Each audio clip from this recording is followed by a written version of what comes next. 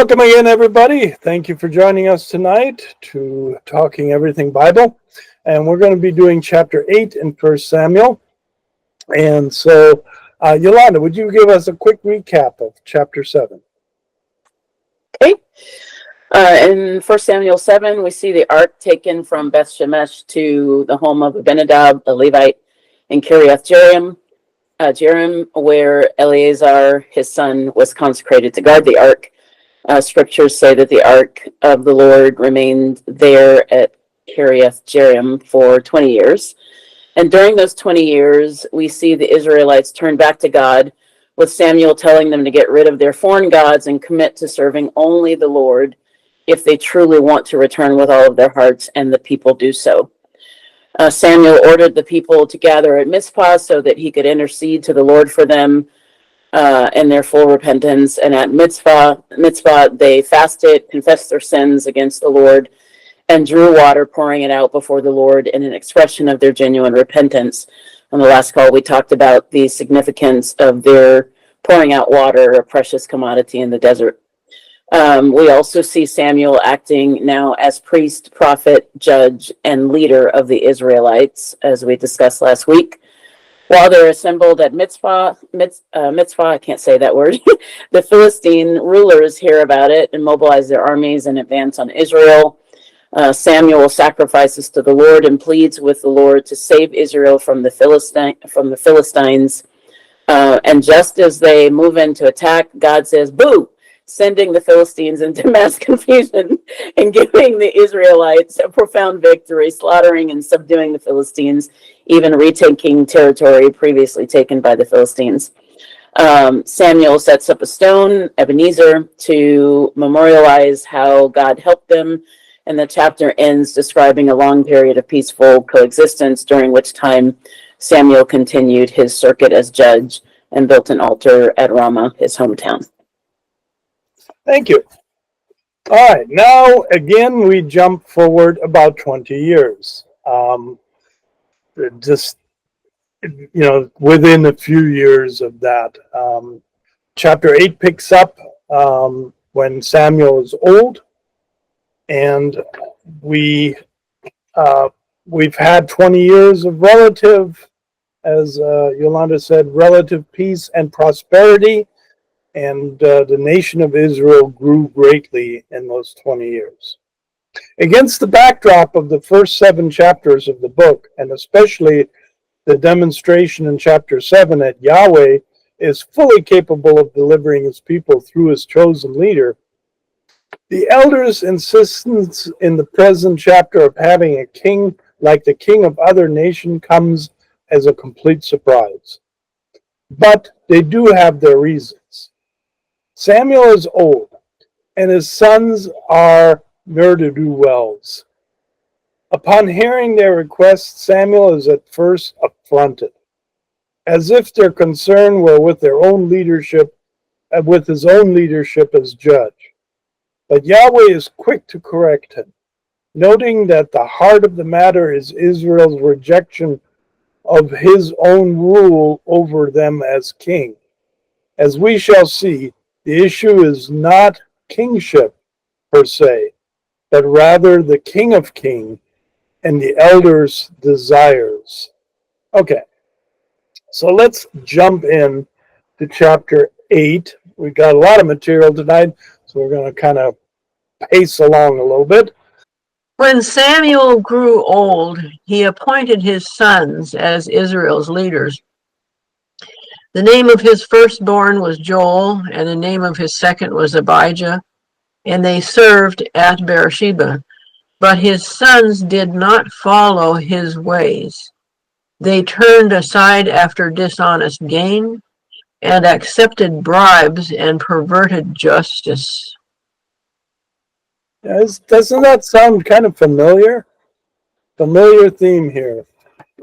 Even Samuel, the first really, since Moses and Joshua, maybe the first leader that leads Israel to the Lord, and his sons are nincompoops. it's amazing. When parents turn a blind eye to their kids, this happens a lot. They're not objective. They're not looking out for anyone else's interest. And I think this is a real issue for parents. I think it's interesting too, because I think Samuel tried, probably thinking that if he named them well, they would be okay, because Joel means the Lord is God, and Abijah means the Lord is my father. So Didn't work. it didn't work. Yeah.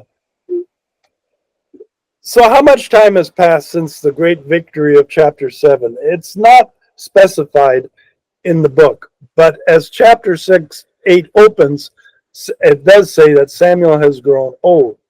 Also not specified is the thinking behind the aged Samuel's appointment of his sons as Israel leaders. Hereditary succession of judges was without precedence in ancient Israel and Gideon. Family succession had not fared well in the house of Eli, and Samuel's sons resemble Eli's sons more than they resemble their fathers. Whatever hope Samuel may have entertained for his sons, they did not follow his ways, but turned aside after dishonest gain and accepted bribes and perverted the cause of justice. Perhaps by stationing his sons in the far south of Beersheba, Samuel hoped to minimize their influence. While still retaining a leadership role for the house of Samuel, attempts to infer from the misdeeds of his sons that Samuel was deficient as a father are weak, especially in the book of Samuel, where bad fathers can have laudable sons and vice versa.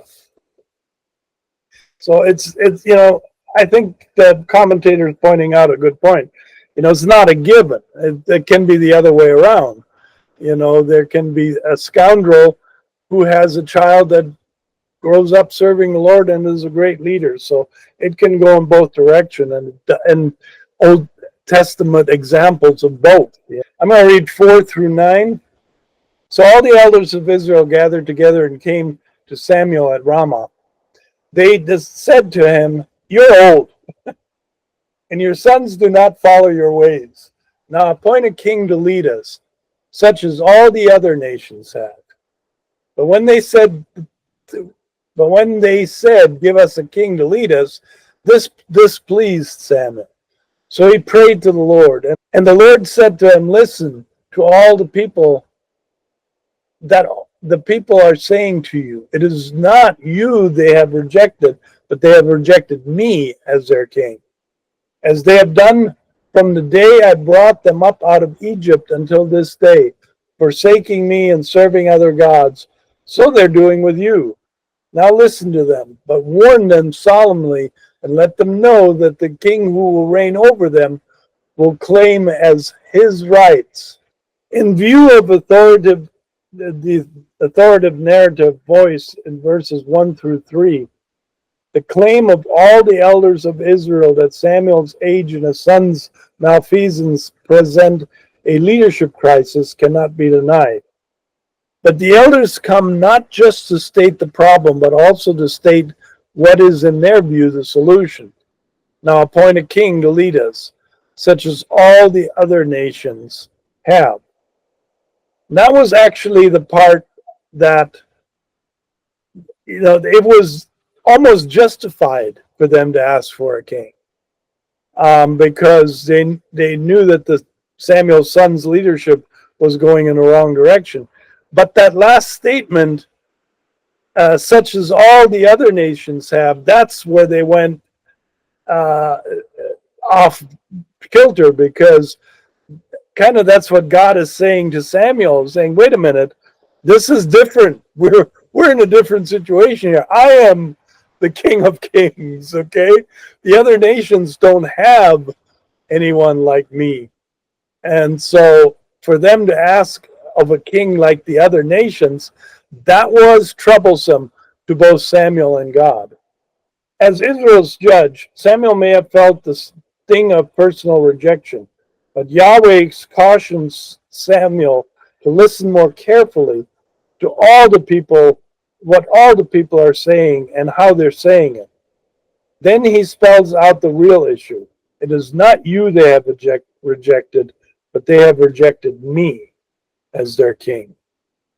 Such behavior, tantamount to forsaking and serving other gods, does not also affect Samuel in his role as God's appointed leader and prophetic spokesman, but the main affront is to God himself. Nevertheless, Yahweh again instructs Samuel to listen to them, this time in the sense of granting their request. But first Samuel must warn them solemnly against the manner of the king who will reign over them. What Samuel describes in the following verses regarding the manner of the king is largely negative. But this does not mean that Israel's having a human king is in and of itself a bad thing. Actually, the need for a leadership wasn't that odd. I think of when Moses knew he was going to be leaving them, he said, appoint a leader, and it ended up being Joshua, who will lead this people. Not a king, not a leader like the rest of the nations, but, the idea that people need a leader, like in the New Testament talks, well, these are like sheep without a shepherd. People need a leader that they can follow. So that in and of itself was not a problem, but you pointed out the things that were a problem. It's so similar to what happens to us today too. But I imagine having God being the leader all that time, taking you through the fires and the storms and everything that's going on in life, and yet he wasn't enough. And they were, I don't know whether they were jealous, but they were coveting what other people had. I want to be like those people over there, which is so similar to what we do today. We're still behaving the same way. Deuteronomy chapter 17. Actually, in the law, there is already God's already put instruction that if you ever want a king, here's how you do it. Goes all the way back to Deuteronomy. And what did Deuteronomy 17, if you want to look this up later, it's Deuteronomy 17:14 through 20, speaks of a future king who must be chosen by Yahweh, must be a fellow Israelite, not given to trappings of imperial kingship, nor trusting in chariots. We have a song that goes that way. Charms or material wealth, and one who's studious in divine instruction and learns to revere and obey Yahweh, his God. To such a one and his descendants is promised a long and prosperous reign. Now find a human being that meets that criteria.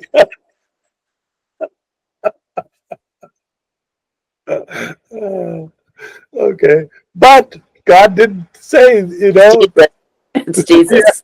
Yes.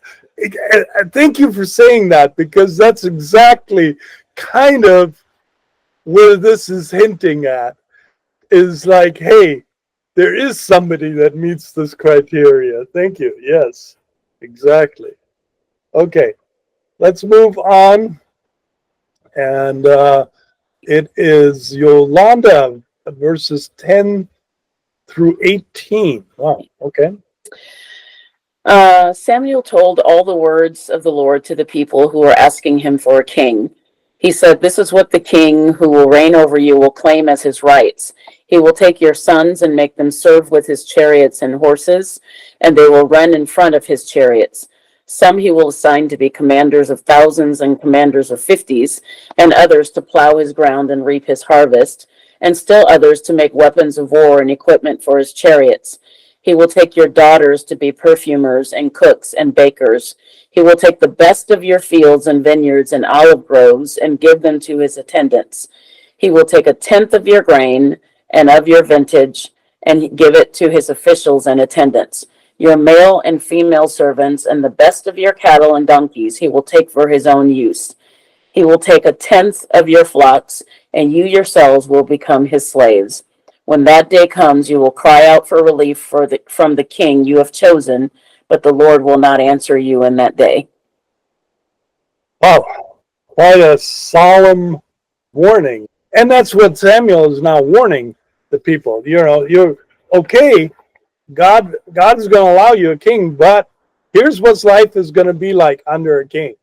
Do you want to live this way, or do you want to live the way you are now? You know, that's up to you.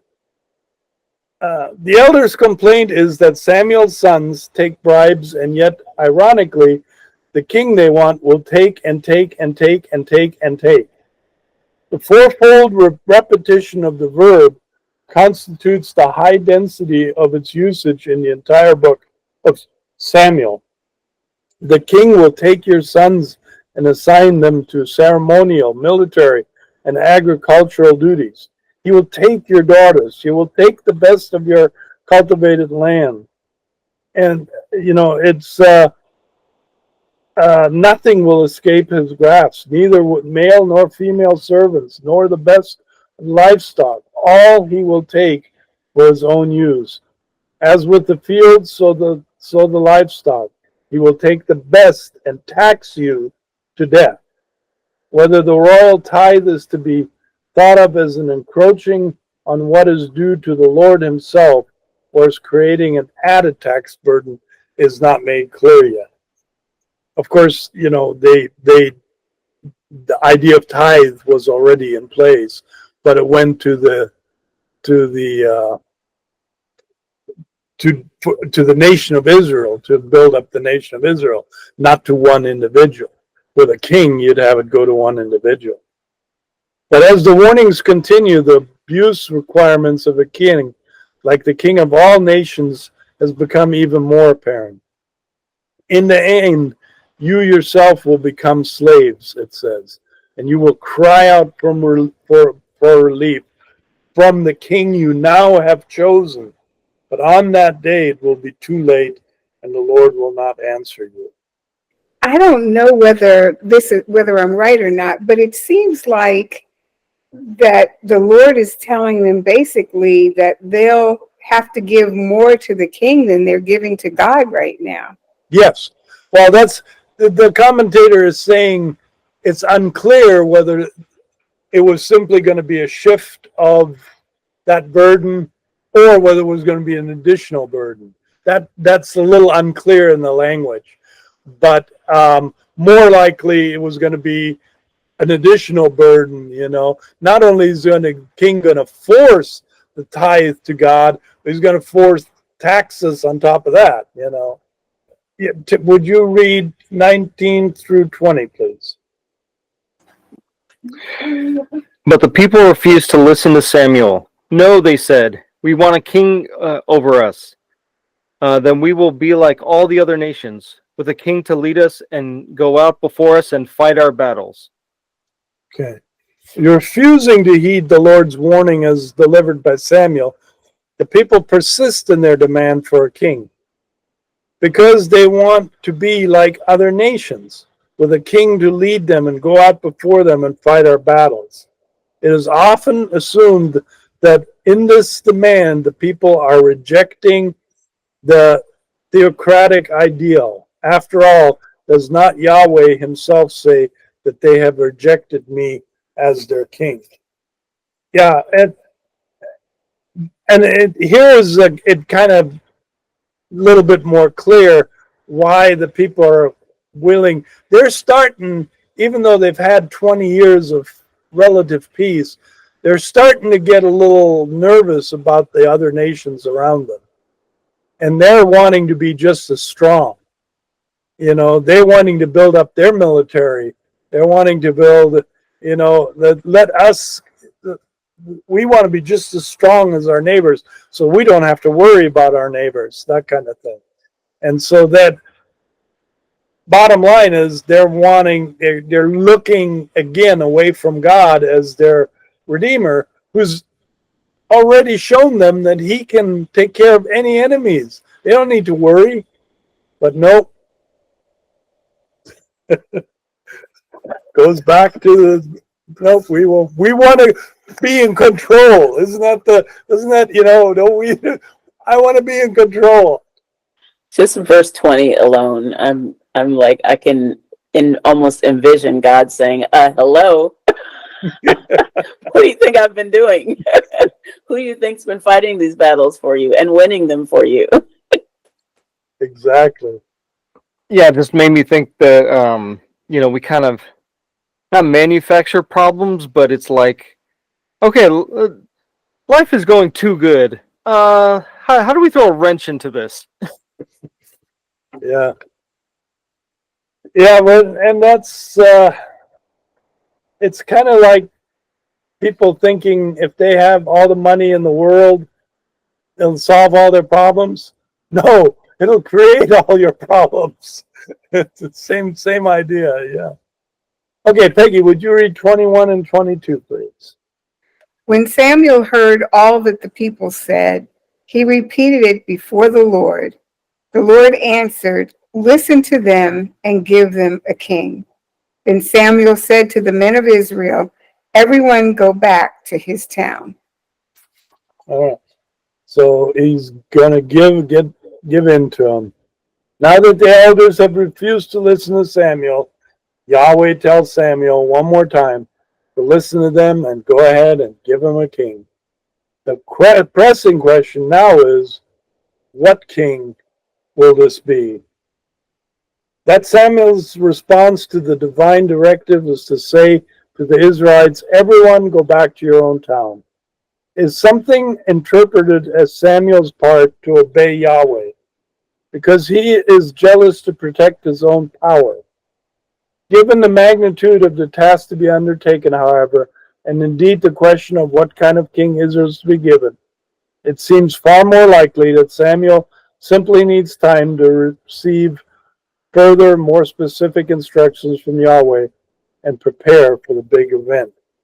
Remember that in Deuteronomy, it clearly says Yahweh will choose the king. It's not Samuel who's going to choose him. It's Yahweh. Chapter 8, wrap up. The people of Israel in 1 Samuel 8 find themselves in a critical turning point. They had grounds for concern. Not only was Samuel aging and his sons corrupt, but political pressures were threatening left and right. Philistines on the west, Ammonites on the east. Though Yahweh had proven himself capable of delivering through judges, they raised up as occasion required. However, living in dependence on Yahweh requires a king of the day, a king of day-to-day trust. And the elders desire something more stable, more constant. The judge deliverers of Israel's past, including now Samuel, generally operated on a rather local and ad hoc basis. How much better to have a king like other nations had? Kingship, after all, was not an alien idea. As we have seen, kingship was anticipated in multiple ways in the Torah, as well as by Hannah, Samuel's own mother. It was the King of Kings that the elders wanted. That was their problem. The problem with the king of other nations was not only that they served false gods, but the manner in which they related to them. Feed and house the god and then expect the god's aids in support of a royal initiative. Yahweh was not like one of those gods of other nations, nor could Israel's king relate to him as they were. There is ever a tendency in human heart to seek security and safety in individual leader, social institution, financial instruments, ecclesiastical structures, and political parties, rather than God himself as king. There is, as Paul noted, ever the danger of being confronted in our thinking and living to the world around us. Romans 12:2. To not conform to the patterns of this world, but be transformed by the renewing of your mind. Then you'll be able to test and approve what God's will is, his high, good, pleasing, perfect will. To what degree have we let our trust in human authority overshadow our trust in God?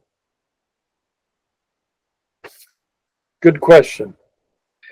Just going back to the beginning with Samuel and his kids, it seems that every generation wants to distinguish itself from the previous generation, and that's a problem when it's like you follow God. It's like, well, Dad, you followed God. I don't know if I want to do the same thing. I want to be my own man. I want to be my own. I want to have my own life. And it reminded me of a proverb, and I'm probably misquoting it, but it had something to do with like if you teach your child the ways of God, he will, even if he strays, he will come back to it.